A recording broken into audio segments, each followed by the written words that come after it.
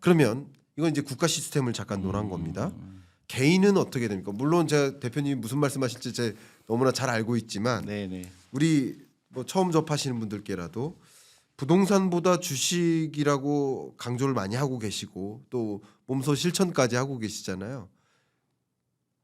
우리 한국 투자자가 왜 주식 비중을 늘려나가야 되는 것인지 말씀 한번 부탁드리겠습니다. 아니 그러니까 우리 그 부동산은 네, 가장 간단하게 가장 쉽게 얘기하면 부동산은 일하지 않잖아요. 네, 그냥 가격만 올라가는 거잖아요. 네, 그러니까 내가 어떤 그 국가 경제를 봤을 때는 국가 경제만 아니라 내가 투자를 할 때 내가 어떤 생산성 있는 회사에 투자하는 게 내가 돈을 벌지 가만히 있는 부동산에 투자하는 거는 인플레이션을 따라가기 힘들죠. 네, 그렇잖아요. 네, 근데 거기에 한국의 대부분의 자산이 있다는 거, 그다음 내 개인적으로도 부동산에 있는 거 내 굉장히 불안하죠. 내가 부동산이라는 거는 자산만 사는 게 아니잖아요. 부채를 동반하잖아요. 근데 여태까지는 참 운이 좋게도 한국의 부동산은 올랐죠. 인구가 늘어나니까 도시화가 늘어나니까. 근데 지금 거꾸로 되고 있는 거거든요. 네. 지금 지방 같은 경우는 소멸이 되잖아요. 네, 근데 만약에 내 재산이 80%가 부동산에 있다 그러면 부채는 안 줄어들잖아요. 네. 근데 이 가격이 부동산은 자산 떨어지게 가치는 줄어들죠. 그럼 어떻게 돼요? 내가 빚이 더 많아질 거 아니에요. 거기에 대해서 대비를 못 하게 되잖아요. 그러니까 근데 주식이라는 거는 주식 가격은 뭐 매일매일 변동성은 있지만 그 기업은 계속 돈을 벌려고 노력하잖아요. 네, 그러니까 훨씬 안전하죠. 가격은 뭐 올라갔다 내 그거는 위험이 아니라 변동성이죠. 사람들은 그걸 위험이라고 생각을 해요. 그러니까 예를 들어서 내가 여유 자금으로 계속 내가 간단하게 얘기해서 우리 애가 매일매일 맥도날드 가는데 맥도날드 주식을 계속 사줬다. 그 30년 후에 그 가격은 올라갈 수밖에 없죠. 그 맥도날드는 계속 돈을 벌려고 하잖아요. 네. 그러니까 배당도 주지 뭐지 뭐. 근데 그런 데에 내 돈이 들어가야지. 그냥 가만히 있는 거에 투자하는 건 너무 위험하죠. 네. 그렇잖아요. 예.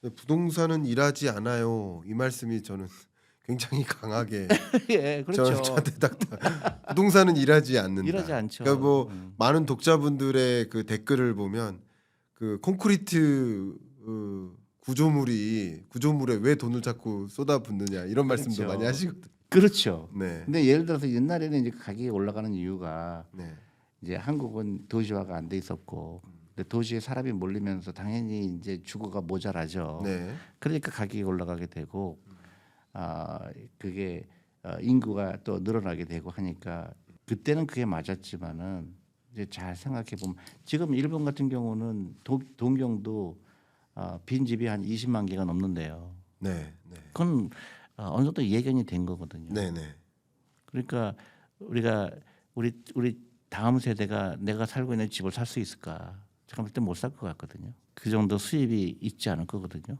그러면 잘 생각을 해야 되죠. 그렇다고 뭐 갑자기 집값이 막 또 폭락하고 그렇지는 않을 거예요. 네. 그렇지만 장기적으로 봤을 때 내 재산에서 주식 비중이 어느 정도 돼야 될까? 근데 지금은 아주 너무너무 작거든요. 그러다 보니까 너무 취약하죠. 만약에 부동산이 굉장히 앞으로 떨어질 거라고 생각하면은 굉장히 불안하죠. 지금부터 그 구조를 바꿔야죠. 일하는 돈으로 바꿔야죠. 일하는 돈으로 네. 바꿔야 된다라는 조니 대표님의 조언이십니다.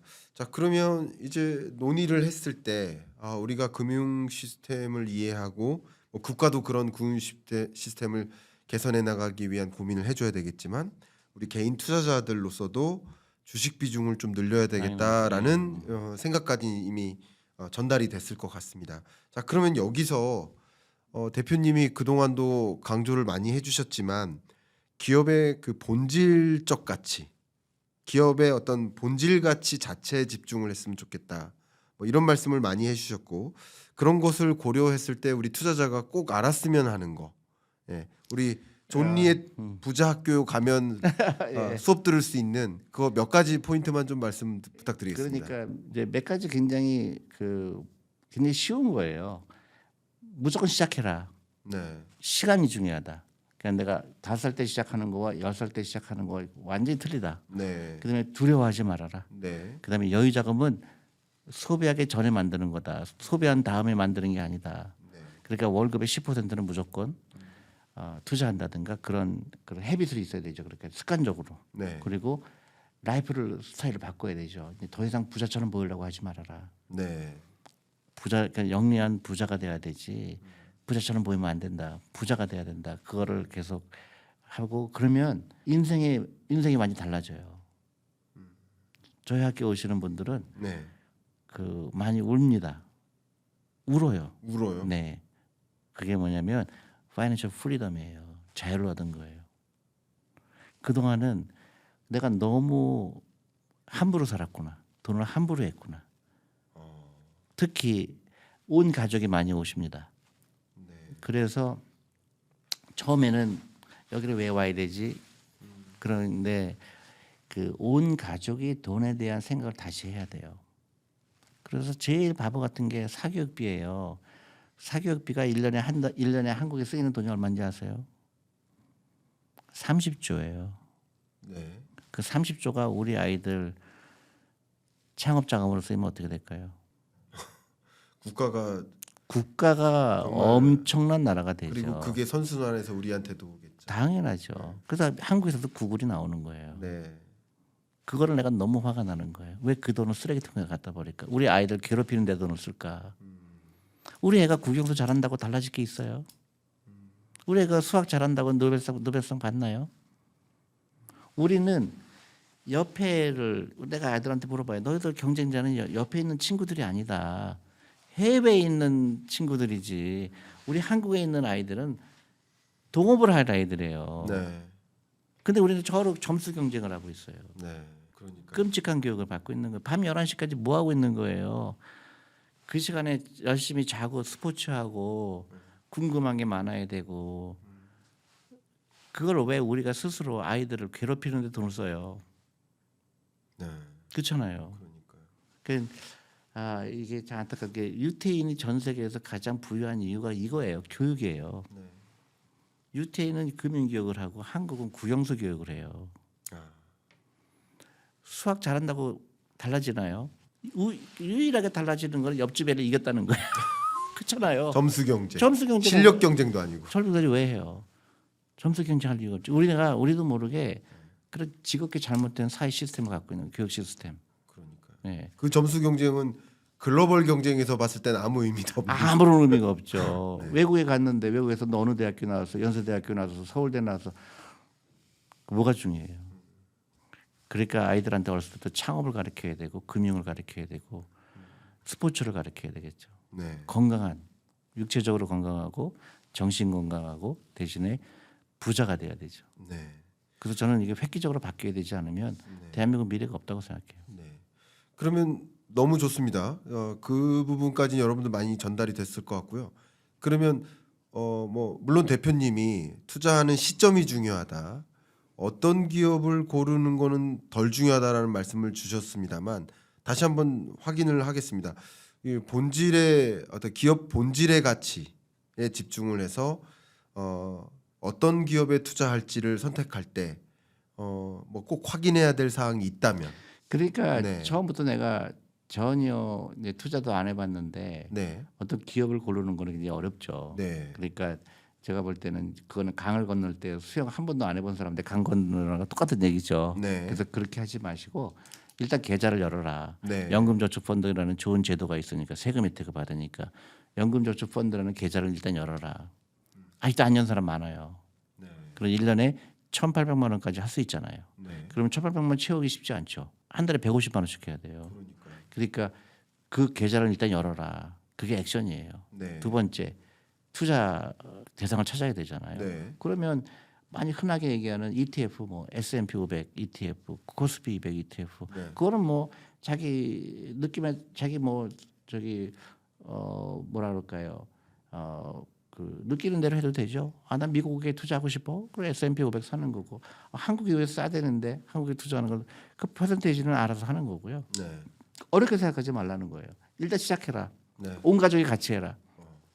그 다음에 애들 학원 보내지 말고 아이들하고 저녁을 같이 먹어라.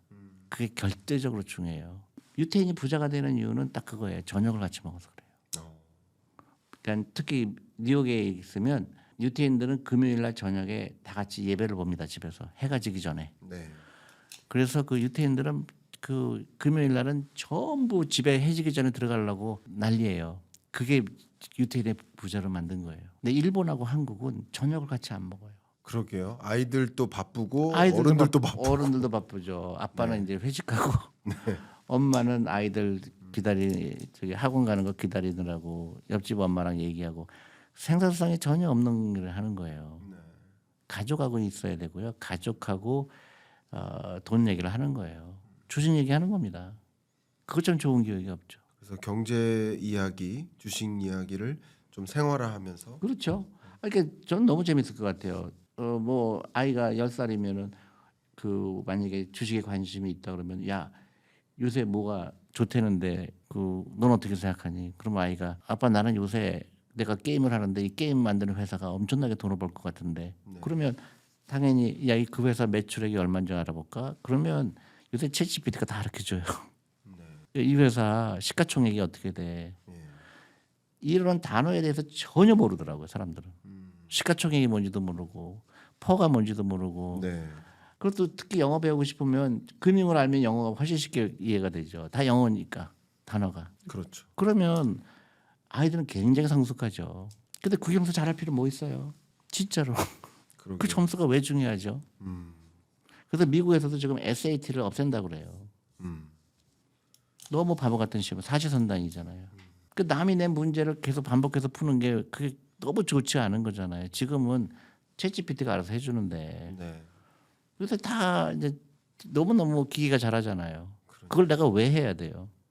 나는 그 남들이 안 한 걸 해야죠. 맞습니다. 상당 부분 저도 대표님 말씀에 공감하고요. 저희가 이제 토론 방송이어서 저도 조금 그 교육과 관련해서 네, 개인적인 생각, 네네. 사견을 한번 말씀드려 보면 우리 한국 경제가 지나온 역사를 보면 이제 추격해 왔던 모델이에요. 이미 선진국들이 만들어 놓은 뭐 문명, 만들어 놓은 어떤 물건, 재화 혹은 서비스를 가장 짧은 시간 안에 빠르게 똑같이 만드는데 특화되어 있었던 나라예요. 그렇죠. 그러니까 교육이 국영수과사 암기식으로 공부해 왔던 거예요. 그럼 어쩌면 지금까지의 모델은 2020년까지의 모델은 어쩌면 그것도 괜찮았을지 몰라요. 어쩌면 그러니까 저의 의견은 근데 어쩌면 그때까지는 괜찮았을지 모르지만 특히나 지금 2020년대 후반 들어서 이제부터는 이제 모델이 없어요. 그러니까 암기 잘하는 게 아니고 답을 잘하는 게 아니에요. 과거에는 암기 잘하고 답을 잘하는 사람이 인재였을지 모르지만 근데 지금부터는 답을 잘 암기하고 뭐 답을 잘 말하는 사람이 아니라 문제를 계속 제기해야 돼요. 왜 이래야만 하죠? 이렇게 되면 안 되나요? 계속 질문할 줄 알아야 돼요. 이렇게 하면 어떨까요? 이건 왜 이런 건가요? 이런 식으로 해보면 안 될까요? 왜 밥솥이라는 물건은 없는 거죠? 이런 밥솥이라는 물건이 있었으면 좋겠는데 라는 새로운 프로덕트, 새로운 장르를 계속 제안하는 그런 사람들이 인재이기 때문에 지금까지는 어쩌면 그 교육으로 통했을지 모르나 우리 한국이 지금까지 달려온 경로를 보면 근데 앞으로의 인재는 그런 교육으로는 통하지도 않는다 하는 생각을 저는 개인적으로 갖고 있습니다. 굉장히 지금 만든 얘기죠.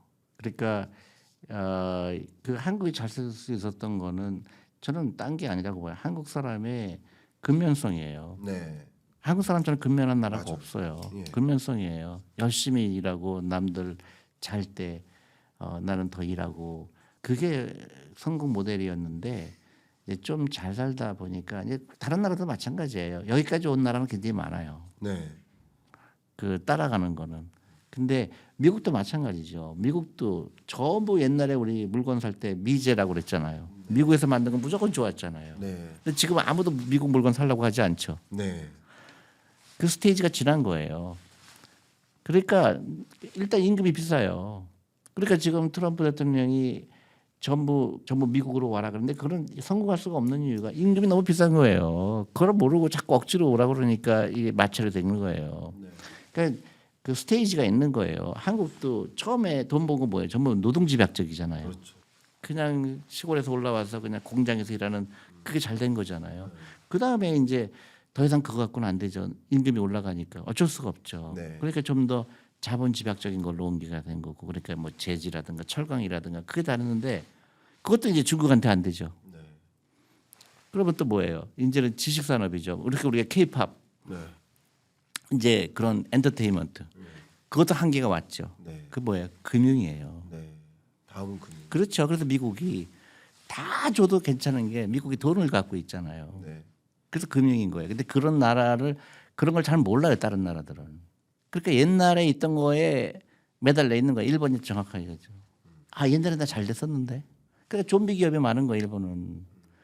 그 구조 조정을 못한 거예요. 그렇죠. 그 지금도 몇십만 개의 좀비 기업이 있는 거예요. 그 일본을 망친 거예요. 혁신적인 기업이 못 나온 거죠. 금융이 발달하지 않았기 그렇죠. 때문에. 말씀 정말 감사하고 그래서 금융 시스템을 구조적으로 개편하고 선진화하는 그런 국가적인 움직임도 해야 되고 또 여러분들도 나의 자산 포트폴리오를 어떤 식으로 관리를 해야 될지에 대한 생각 두 가지 종류의 생각을 다 하시는 데 도움이 됐을 거라고 생각이 됩니다.